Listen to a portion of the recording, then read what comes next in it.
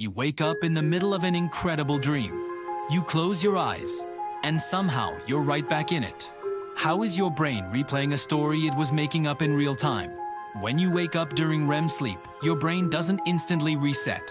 The neural circuits that were generating the dream remain partially active for a short window.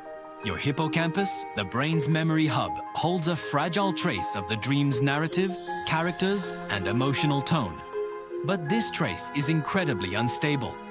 That's why you have to act fast. The longer you stay awake, the more your prefrontal cortex takes over with logical waking thought, overriding the dream. The trick is not moving and not opening your eyes. Physical movement activates your motor cortex and accelerates the transition to full wakefulness. If you stay still, your brain remains close to the REM sleep threshold. By keeping your eyes closed and focusing on the last thing you remember from the dream, you're essentially feeding the hippocampus a cue, a re-entry point. Your brain picks up that thread and begins generating the dream again from where it left off. Here's the catch: you're not truly resuming the dream. Your brain is reconstructing it.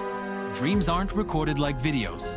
They're generated in real time by your brain combining memories, emotions, and random neural activity. When you re-enter, your brain uses the emotional residue and fragments you remember to rebuild something that feels like the same dream. But details will shift, characters might change, the setting might drift. You experience it as continuous, but your brain is actually improvising a convincing sequel.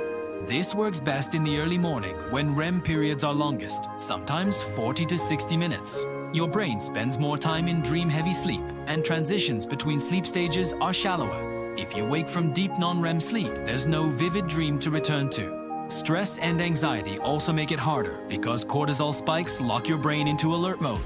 The people who do this most easily tend to have high dream recall naturally and often have traits associated with lucid dreaming.